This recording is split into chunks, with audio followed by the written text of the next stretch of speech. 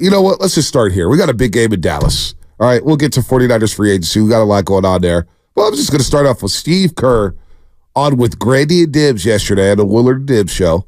Willard got the week off? What's going on? Are you okay? I hope he's okay. Oh. Hope he's okay. But I'm going to start here. Is he down in spring training? And we did get great news about Steph Curry. Looks like he's going to play Saturday against the L.A. Lakers. He'll be reevaluated Friday, but he's been cleared for on-court activities. He's going to practice with the team, so that's great news. Steph Curry's ankle's fine.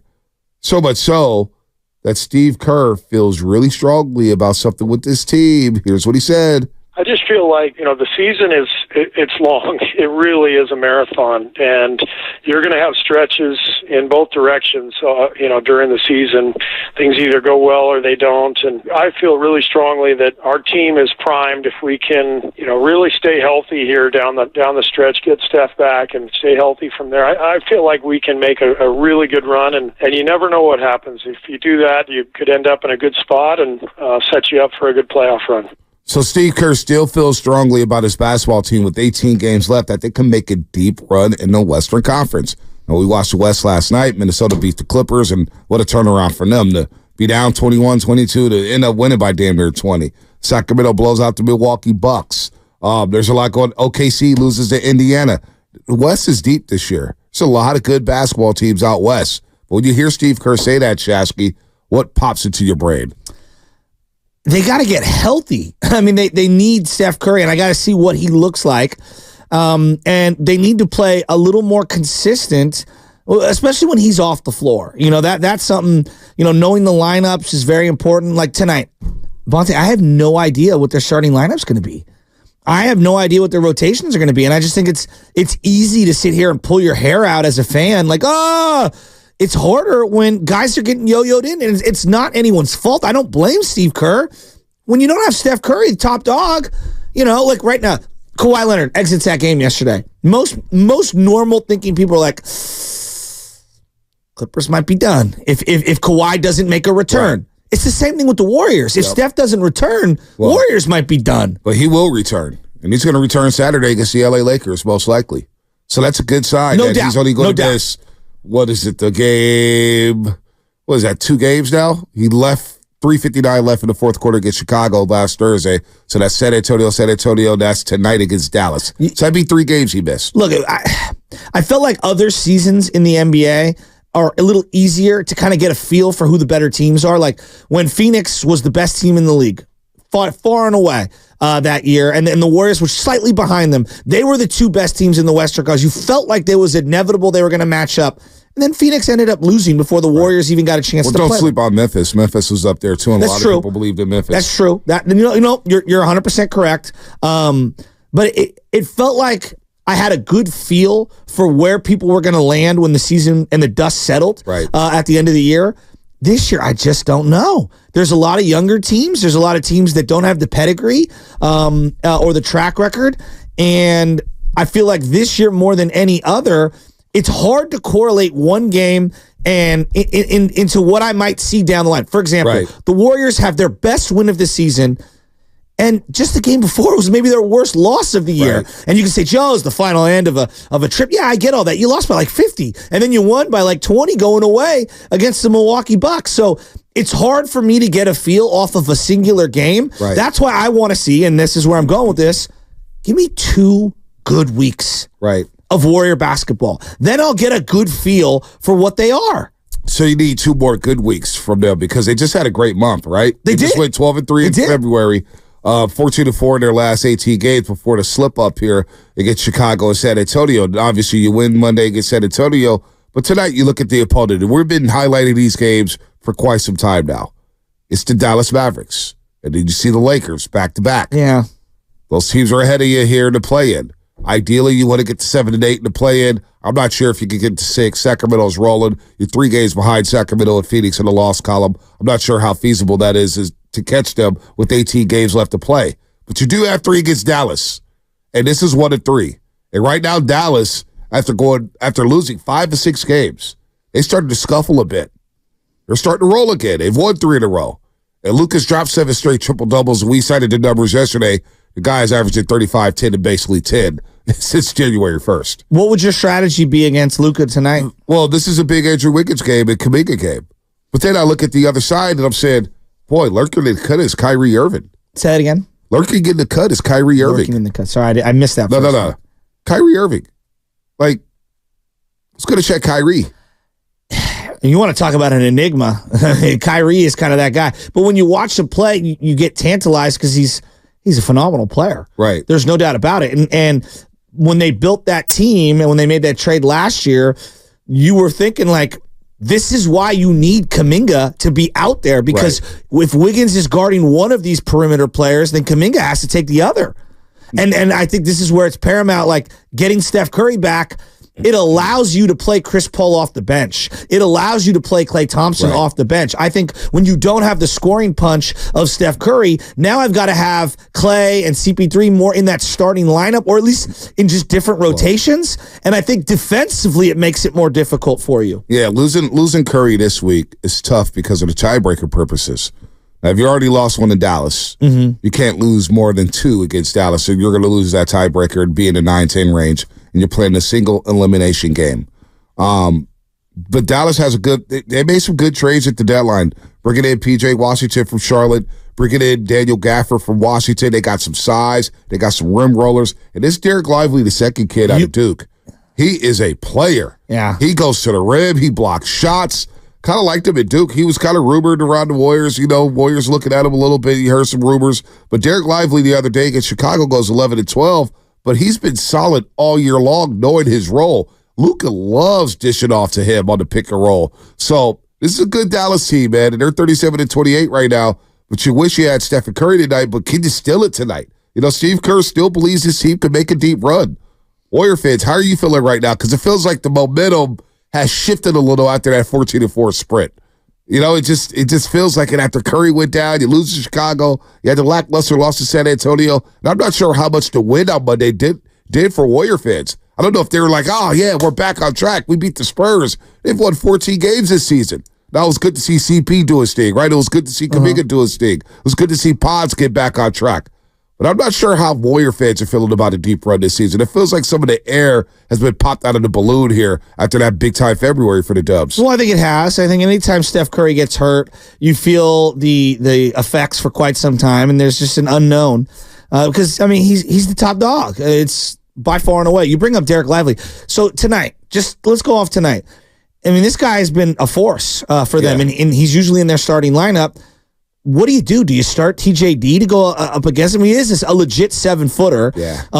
You referenced his bounce. Can Draymond man him up for a couple minutes to start the game? What would your starting lineup be tonight? You know, I'm thinking about TJD, right? By the way, fun interview with him yesterday. Really cool. Chase Jackson Davis, really good kid.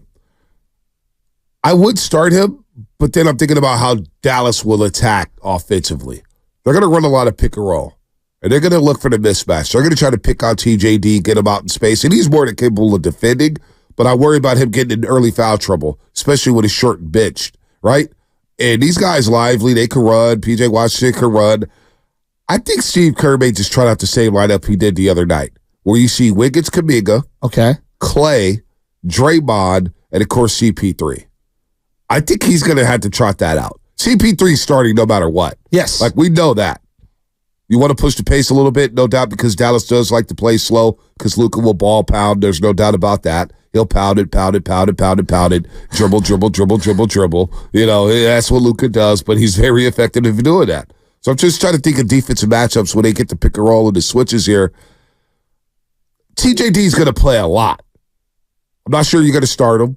You know what I'm saying? Depending on who Dallas starts. If they start P.J. Washington and Gafford, then I'll just roll out Draymond, and I'll roll out Kuminga, and I'll roll out Wiggins, and make sure that I got 2 guys who could try to slow down Luka and Kyrie Irving. Now, where's Klay Thompson? Klay Thompson, can he guard P.J. Washington? Can he guard Gafford? Can he play down in the post? You saw him at times get switched on to Wemby and defend Wemby. So, look, TJD will play. I don't think it's going to be about who starts tonight.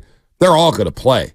how well do they play when they get switched on to Kyrie or Luka Doncic? These two dudes are bad, man. Well, I also I'm thinking about just some of the other guys that they have on their team. When you got Josh Green, Hardaway Jr., like they've got guys that firepower. They can kind of go off. I think they've done a really good job kind of tinkering with the roster outside of Luka, where they've got more complementary pieces. Derek Jones Jr., the guy that I always think about. I'm not the biggest Maxi Kleber fan, but he can hit a couple from the outside. He can get kind of nasty. This team is, I think, more dangerous than I gave them credit for heading into the season. And to see Luka playing the way that he is, I mean, the way he can foul hunt and get people into trouble, his pacing can make it very difficult to claw back into a game when they have a 10-point lead. This is one where I think the first quarter is going to tell us a lot about what kind of Warrior team is out there. And that's why I'm very worried about what that starting lineup looks like, and they need to get off to a good start. I do agree they need to get off to a fast start. They definitely need to get off to a fast start here tonight against Dallas. You go down 10 to Dallas, their crowd starts rolling. Lucas starts feeling good about himself. He starts bombing threes left and right. Kyrie's cooking. There's no doubt you do not want to get behind in a basketball game like this because you don't have Steph Curry and you don't have that explosion. And right now you don't know how many consistent scorers you have. Like Clay Kuminga. I say Kuminga, Clay, whatever order you want to say. CP3 knows with Steph out that he needs to score about 15 and 19, and he's capable of doing that. He is. I see a different, more aggressive CP3 as far as shooting the ball. I think Draymond needs to score. You're going to need about 10 to 12 from him. This is a big Draymond game to me because you're going to have a lot of opportunities where guys are they're going to try to look for the screen, right? They're going to try to hunt certain people. Luka likes to attack specific people. That's why I'm a little hesitant on starting TJD. I'm with you. Because they will pinpoint him just as a rookie because he hasn't really seen much of Luka Doncic. Exactly. And that's to me why I think Draymond Green and the timing of the double teams and taking away certain elements as a help defender, I think he's the most important. I'm not even talking about scoring. I'm talking defense. I need the best defensive version of Dre tonight. So you bring up Draymond Green. It's interesting because in the past, Dallas, I remember that Western Conference Finals, and I remember that season against the Dallas Mavericks. And even last year, the way Jason Kidd likes to play Draymond, he does the opposite of most teams. He doesn't give them space to shoot. Usually he would, like with Jalen, especially when he had Jalen Brunson. I was just going to say he would play Draymond tight because he knew he was their point forward. So if he pressed him 94 feet, if he made it difficult for Draymond Green to get the ball in the half court, and made it difficult for him to pass, especially with Steph Curry coming off the screens or whatnot, that would really mess with Draymond because he wouldn't get the open shots and he'd guard him tight. It's like, I'm going to take away your passing. I'm going to make it difficult to where you can't dribble around the top of the key and just sit here and decide who you're going to pass to here. So he did mess with Draymond like that. It's very interesting to see how he'll defend Draymond Green tonight. And Draymond's gotten in foul trouble against the Dallas Mavericks. Another thing, too, Jason Kidd's one of the best coaches in limiting. I know Steph's not playing tonight, but he will limit Steph Curry's three-point attempts. Remember Steph Curry went through the fourth quarter without attempting a shot against Dallas a couple seasons ago. They like to limit Steph Curry's threes. They'll say you could have all the twos, all the layups you want. We're not going to let you explode from the three-point line. But you're right. It is a huge Draymond Green night offensively. Just watch the way Dallas plays him. Very eager to see how to play him if they give him space to shoot. Well, I felt like when he had, and this is going back a couple seasons, but when he had Jalen Brunson on him, yes, he's going to guard you very tightly. I feel like they were trying to hedge the passing lanes, and Dre was reluctant to shoot or drive or do anything. And I think that part of him getting a guy to ease off of him is you got to do a couple blow-bys and go to the rim when you're the bigger guy, or do some of those post-ups at the mid-block and back that guy down a little. I'd like to see Dre, be a little more assertive when it comes to shooting the rock, because I think that will open up the passing game for him. No doubt. And I think Wiggins, when you think of Wiggins moving forward, because I do agree, Draymond's very important in his basketball game. To me, he's the guy. Doubt. I'm circling him over everyone tonight. Well, I don't know if I'm circling him over everyone. I look at Wiggins and JK. Okay. Because they're going to have primary assignments on Kyrie and Luka Doncic. And Wiggins, pardon me, if Wiggins could come up big tonight in a game like this, say even if the Warriors lose, but Wiggins shines and you see some aggressiveness and you see him defending, that will make a lot of people feel good around these parts, seeing Andrew Wiggins do that against that team. Well, I think tonight's game, for me, is a litmus test in the sense of what kind of team do you want to be? Go down. I want them to win this game. I don't want them to go down there and not compete and just, we'll get Steph back on Friday and, we'll just worry about, no. I want to see this team play with their hair on fire, and I want these other guys to realize, like, we're not just Steph Curry and the Supremes, right? We are the Warriors, and you got 2 Hall of Famers. And I'm being sincere here when I say this. 3 Hall of Famers. Well, 3 technically, yeah. Right. I always forget about Chris Paul. Like, these guys have to elevate the others, and they need to elevate their game when they know that their top dog is out. This is where I need you. I don't need you for months on end. I need you in these individual matchups against teams that you're vying for in these playoff spots. This is a big game tonight. No.